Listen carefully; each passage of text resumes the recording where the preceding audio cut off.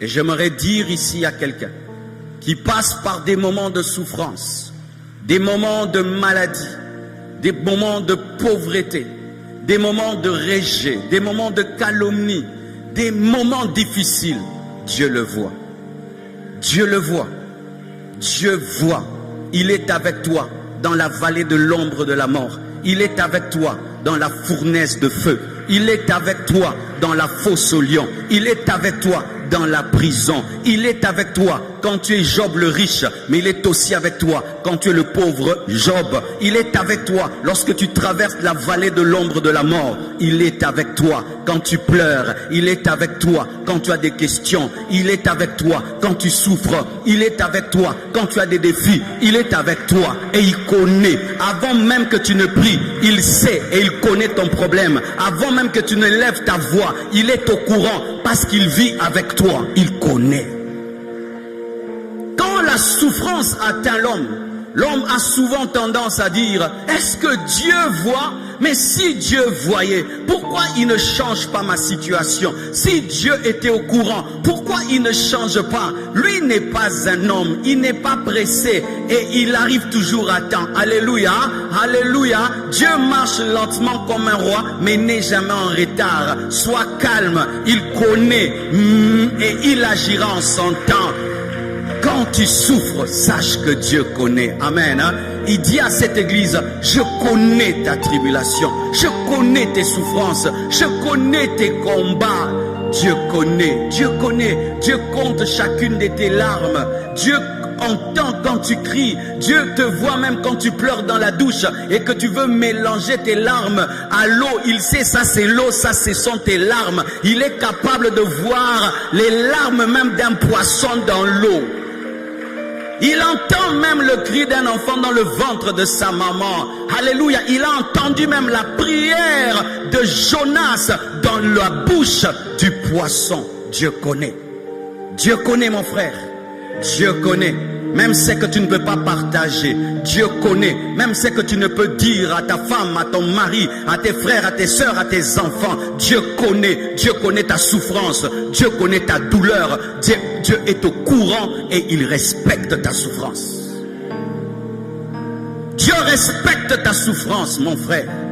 Ne pense pas que Dieu prend à la légère ta souffrance. Ne pense pas que tu pries un Dieu insensible. Jésus-Christ le glorifié vient parler à une église en lui disant, je connais ta tribulation. Il peut dire, ne me parle pas de tribulation. Je suis glorifié malgré qu'il est ressuscité. Il sait qu'un homme peut souffrir. Pourquoi? C'est un souverain sacrificateur qui a goûté à l'humanité des hommes. Ainsi il peut connaître la souffrance de l'homme. Oh, donne-moi l'amen. Oh, Dieu devait devenir un homme afin qu'il connaisse c'est quoi avoir faim. Dieu devait devenir un homme afin de savoir c'est quoi d'être tabassé. Dieu devait devenir un homme afin de savoir c'est quoi de dormir dehors. Jésus a dormi dehors. Jésus était tabassé. Jésus était rejeté. Et quand tu es rejeté, il sait ce que tu sens parce qu'il a vécu. Tu ne pries pas un Dieu qui ne connaît pas les hommes. Il a été un homme. Jésus a été un homme, 33 ans. Et en quelle période? Pas quand il y avait cette technologie. Non, Jésus a marché à pied. Il a eu besoin qu'on lui donne une ânesse. Il avait faim, il avait soif. Il a été torturé, abandonné. Il a même connu la mort. Il a connu même le fait de perdre quelqu'un qu'on aime. Lazare était mort et Jésus a pleuré. Jésus sait c'est quoi perdre un être cher. Il sait c'est quoi perdre un ami, perdre un père, une mère, il sait. Il a perdu Lazare et il a pleuré. Je connais ta tribulation. Mes frères, en ce temps-là, on torturait les chrétiens. L'évêque de Smyrne, voici comment il est mort. Il s'appelait Polycarpe. Il est mort comment? On l'a mis sur un bûcher. Et on l'a brûlé vivant, le pasteur de l'église. On l'a mis sur un bûcher et on l'a brûlé. Et après on a pris une épée, on l'a enfoncé dans son corps. C'est comme ça qu'il est mort. Et vous imaginez, votre pasteur est mort, brûlé. Et on l'a tuer avec une épée. Vous pouvez dire, mais où est Dieu? Où est Dieu? Où étaient les anges lorsque cela arrivait? Les anges étaient présents, mais ils n'avaient pas l'ordre de le délivrer. Parce qu'il y a un temps pour être délivré. Il y a aussi un temps pour souffrir afin de devenir meilleur. J'aimerais parler à quelqu'un. Il y a un temps pour être délivré. Il y a un temps aussi pour souffrir afin de devenir meilleur. C'est aussi la parole de Dieu. Oh oui, je vais te dire des choses qui vont te choquer ce soir. Mais j'aime prêcher toute la Bible. Parce que si on ne te présente pas toute la Bible, le jour que tu vas rencontrer une facette de Dieu inconnue, tu vas croire que c'est un fantôme, alors que c'est le Fils de Dieu qui est en train de marcher sur l'eau.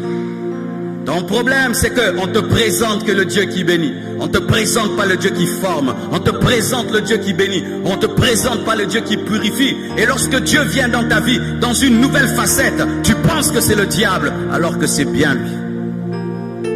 Je connais ta tribulation. Je connais. Et je connais ta pauvreté. Bien que tu sois riche. On dit, je connais ta pauvreté, bien que tu sois riche. Les chrétiens de l'église de Smyrne étaient des pauvres. Quand tu prends l'église de Laodicée, c'est une église riche qui dit, je me suis enrichi, je n'ai besoin de rien. Mais l'église de Smyrne était une église pauvre, pauvre financièrement et pauvre matériellement. C'était une église des pauvres. Vous savez pourquoi? C'était une église des pauvres.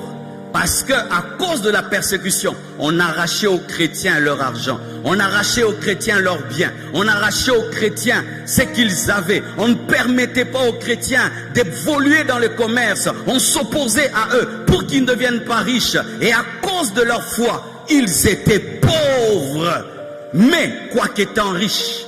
Et qu'est-ce que Jésus veut dire? Que la véritable richesse n'est pas d'abord extérieure, elle est d'abord intérieure. C'est pourquoi les apôtres disent, riches, pauvres, mais nous enrichissons plusieurs. Pauvres, mais nous enrichissons plusieurs. La plupart des apôtres ont été des pauvres. Jésus-Christ venant sur la terre n'était pas un multimillionnaire, mais la Bible nous dit qu'il s'est appauvri afin de nous enrichir. L'église de Smyrne n'avait que la richesse spirituelle, mais n'avait aucune richesse matérielle. Cette pauvreté n'était pas causée par la paresse. Cette pauvreté n'était pas causée par la malédiction. Cette pauvreté n'était pas causée par un manque d'intelligence. Ils étaient intelligents, ils travaillaient, mais on les empêchait d'être riches. Car vous devez savoir, mes frères et sœurs, que nous sommes dans ce monde, mais nous ne sommes pas de ce monde. Un système avait été mis en place afin d'empêcher les chrétiens de devenir riches. Mais au lieu qu'ils puissent abandonner Dieu pour cela, ils se sont enrichis spirituellement. Frères et sœurs, lorsque tu manques de tout, ne manque pas la connaissance de la parole, ne manque pas la plénitude du Saint-Esprit, ne manque pas le caractère, ne manque pas les fruits du Saint-Esprit, ne manque pas les dons spirituels, parce que entre un riche financièrement et qui est pauvre spirituellement, et un riche spirituellement qui est pauvre matériellement, le riche spirituel est supérieur au riche matériel. Oh oui, je vous dis la vérité. Je n'ai jamais été complexé face à un homme riche de toute ma vie. Jamais je ne suis complexé face à un homme riche. Mais un homme qui craint Dieu, un homme qui aime Dieu, un homme qui est humble, un homme qui est brisé, il me pousse à genoux pour prier. Dieu, aide-moi, change-moi. Mais quelqu'un qui a des avions, quelqu'un qui a des bateaux, ce n'est rien, parce que tu mourras pauvre. Regardez ce que nous faisons tous avant de dormir. Nous enlevons les bagues, nous enlevons les montres, nous enlevons les chaussures. Imagine, lorsque tu veux essayer la mort par le sommeil, tu te dépouilles toi-même. Mais quand la véritable mort viendra, tu seras dépouillé. Chaque fois que vous dormez, que cela vous prêche, que vous allez tout abandonner. Tu dors avec un pyjama bizarre, d'autres dorment torse nu, d'autres dorment même nus, d'autres, est-ce que tu dors avec tes chaussures, tu dors avec ta ceinture, tu dors avec l'autre, vous enlevez vos mèches, vous enlevez tout, mais vous voulez dormir. Mais il y a un sommeil qui arrive, qui s'appelle la mort. Tu n'emporteras même pas une ceinture, même si on te donne une ceinture, ce ne sera pas ta ceinture. Cette église n'était pas pauvre, elle était seulement pauvre matériellement. C'est pourquoi chrétien, ne dis jamais que tu es pauvre. Dis je suis pauvre matériellement, je suis pauvre financièrement, mais je ne suis pas pauvre. Parce que quand on dit que tu es pauvre, on dit quoi que riche, donc tu es riche. Je n'ai pas de voiture, mais je suis riche. C'est ce qu'il faut dire. Je ne suis pas marié, mais je suis riche. Alléluia. Je n'ai pas de maison, mais je suis riche. Je n'ai pas de compte en banque, mais je suis riche. Je suis riche spirituellement. Parce que la richesse spirituelle et la richesse matérielle et la richesse spirituelle est supérieure à la richesse matérielle. Malheureusement dans les églises, on respecte les gens sur base de leur richesse matérielle. On respecte les gens sur base de leur maison, de leur voiture. Et les gens qui ont des voitures et des maisons se trouvent supérieurs à l'église. Non, à l'église, les supérieurs, ce sont les gens qui ont l'onction, qui ont la parole et la connaissance de Dieu. On ne prêche pas ici parce qu'on a une voiture. On n'enseigne pas ici parce qu'on a des maisons. On prêche parce que tu as une richesse spirituelle. Alléluia. Dans l'église, la primauté, c'est la richesse spirituelle. Les grands chrétiens ne sont pas les chrétiens riches. Ce sont les chrétiens riches spirituellement. Frères et sœurs, cette église était pauvre parce qu'elle était combattue. Et je vous assure, mes frères et sœurs, cela va arriver et je vais en parler. Sa pauvreté venait d'un système opposé à son développement.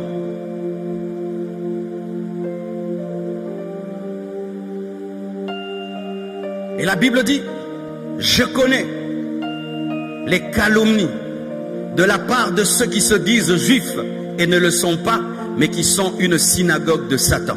L'église de Smyrne était une église qui était dans la tribulation, c'était une église qui était persécutée, c'était une église qui était pauvre financièrement, mais riche spirituellement, c'était une église calomniée. Qu'est-ce que la calomnie? C'est lorsqu'on invente des choses mauvaises sur toi. C'est ça, calomnier. C'est dire des choses sur quelqu'un qui sont fausses. Amen. Et sachez que le diable est appelé le calomniateur. Le calomniateur, c'est dire celui qui invente des choses sur les autres afin de ternir leur réputation.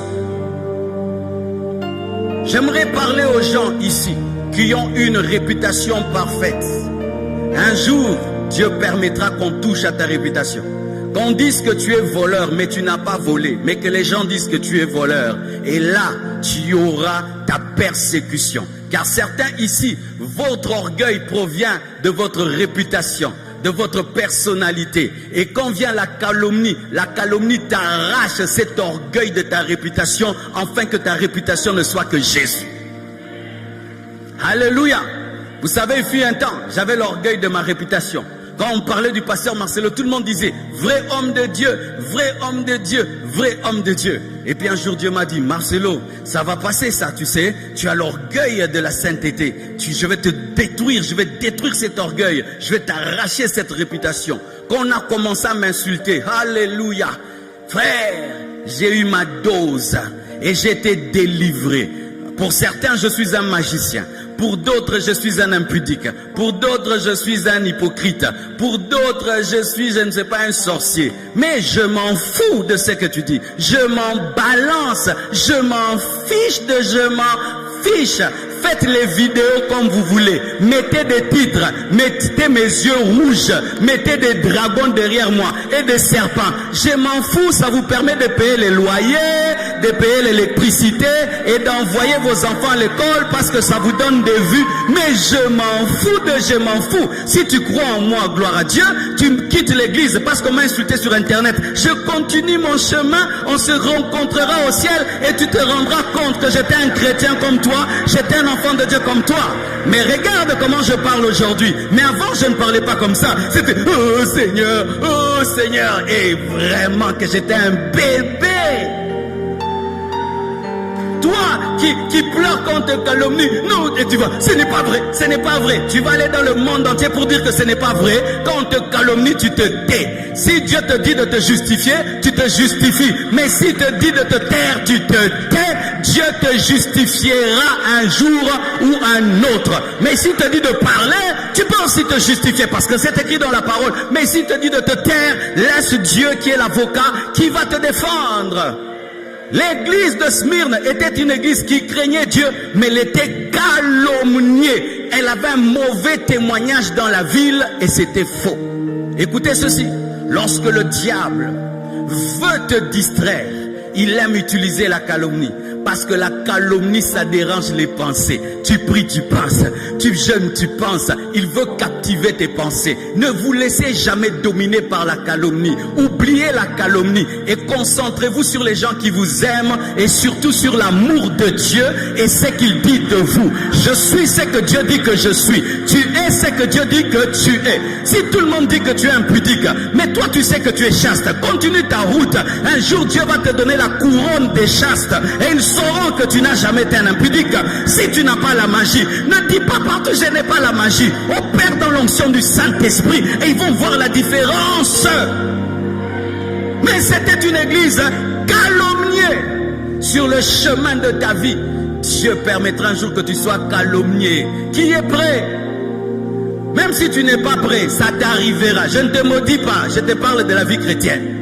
Et la Bible dit, heureux serez-vous lorsqu'on vous calomniera à cause de moi. C'est un bonheur que d'être calomnié pour Jésus. Oh, gloire à Dieu. Tu fais des miracles, on dit c'est la magie, gloire à Dieu. L'église grandit, on dit c'est la magie, gloire à Dieu. Tu as du succès, on dit que tu as l'onction satanique, gloire à Dieu. Et sachez qu'on ne calomnie que les gens qui font des grandes choses. Si tu ne faisais rien, on n'allait pas te calomnier. Ça prouve que tu portes des fruits. Ça prouve que tu as de l'impact. Ça prouve que tu existes. Oh, donne-moi la main. Quand on calomnie votre pasteur, ne fuyez pas l'église. Oh, pourquoi c'est toujours lui? Mais parce qu'il y a l'impact, hein? Toi qui poses souvent cette question, pourquoi c'est notre pasteur toujours sur internet? On dit, c'est l'impact, frère, c'est l'impact. 994 000 abonnés sur YouTube. Quand quelqu'un seulement lit ça, il a 900 000 abonnés. Oh, si je l'insulte, j'aurai 100 000 abonnés. Il commence à m'insulter. Comme ça, il est connu. Laissez-les. Toi, continue ton chemin. Donne-moi la main. Tu connais le succès du pain? Avec le pain, on met la moimbe. Sur le pain, on met les arachides, on met la confiture. Des fois, tu peux mettre les boudins, les jambons. Quand tu es le pain, on fera de toi tout ce qu'on veut. Soit les pains, soit le pain, demeure le pain. Laisse-le te vendre, te bouillir, te griller. Mais toi, demeure le pain, demeure le chrétien. Avance et continue. La Bible dit, je connais les calomnies qui viennent de qui? Qui viennent des juifs, qui disent qu'ils sont juifs, mais qui ne le sont pas, de ceux qui s'appellent juifs, mais qui ne le sont pas. Pour dire quoi? La calomnie de certains chrétiens viendront des faux chrétiens. Vaut mieux que les païens calomnient les chrétiens. Mais quand ce sont les chrétiens qui calomnient les chrétiens qui calomnient d'autres chrétiens deviennent la synagogue de Satan. Donne-moi la main, c'est écrit, il faut mettre le verset. Hein? Alléluia. Et la Bible dit, de ceux qui se disent juifs, mais qui ne le sont pas, mais qui sont la synagogue de Satan. Vous savez ce qu'il y avait dans l'église de Smyrne? Il y avait un groupe de chrétiens juifs qui avaient quitté la grâce, qui étaient rentrés dans la loi, mais qui voulaient que toute l'église puisse rentrer dans la loi. Et quand les chrétiens de Smyrne avaient refusé de rentrer sous la loi, les juifs chrétiens qui étaient rentrés sous la loi les persécutaient parce qu'ils refusaient de lâcher la grâce. Et ils avaient fait une secte appelée la synagogue de Satan. Eux pensaient que c'était la synagogue de Dieu, mais c'était la synagogue de Satan. Lorsque vous faites un groupe pour combattre des gens qui sont loin et qui sont appelés par Dieu, votre groupe est appelé synagogue de Satan. Alléluia. C'est pourquoi ne t'hasarde jamais de comprendre quelqu'un sans le comprendre. Ne t'hasarde jamais. Entraîne dans un groupe qui parle du mal d'un oint de Dieu sans comprendre les choses. Tu peux glisser et te retrouver dans la synagogue de Satan. On devient la synagogue de Satan lorsqu'on devient le disciple du calomniateur. Car celui qui calomnie est disciple du diable. Tu deviens fils spirituel du diable et tu entres dans l'église du diable. L'église gagne les âmes par l'évangélisation. La synagogue de Satan gagne les âmes par les calomnies. Alléluia. Et la Bible dit des faux juifs qui disent être juifs mais qui ne le sont pas.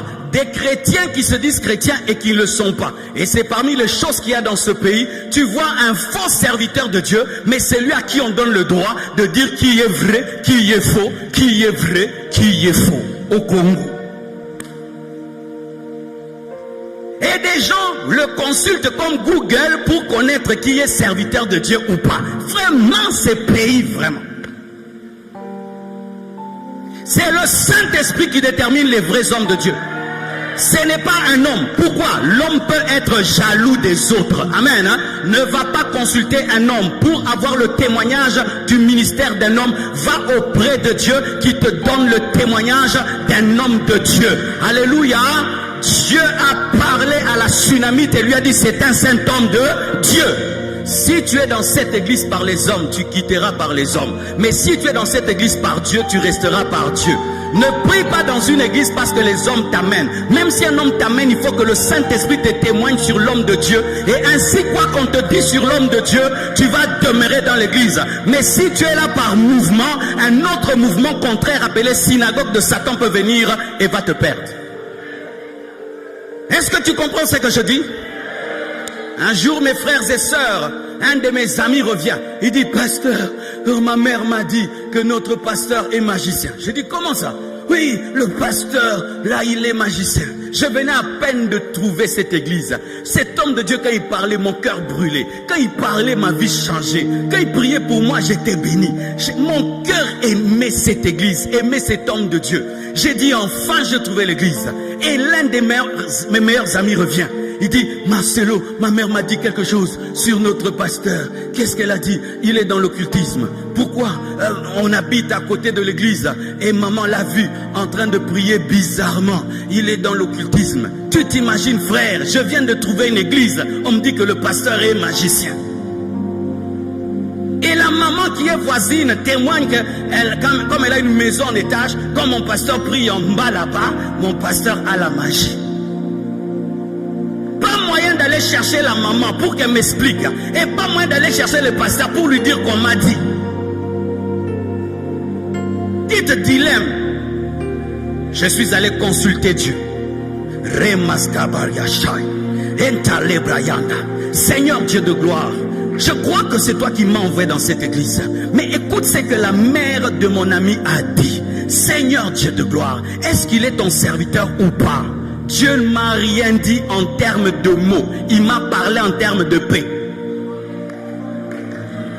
Parce que ce n'est pas parce que tu parles que Dieu doit parler. Dieu a plusieurs manières de parler. Il n'a pas répondu en parlant, mais il a répondu par la paix. Et j'ai eu seulement la paix. Et j'ai continué à aller à l'église. Mais vous savez ce que j'ai découvert? C'est que la maman de mon ami, elle était sorcière et ne supportait pas le fait de l'église. Donc c'est une sorcière qui a voulu me faire quitter une bonne église. Et je suis resté dans cette église pendant 4 ans. Après 4 ans, le pasteur m'a imposé les mains et j'ai reçu la puissance. Comme tu me vois là, j'ai reçu. Si j'avais écouté cette femme, je n'allais pas être ce que je suis aujourd'hui.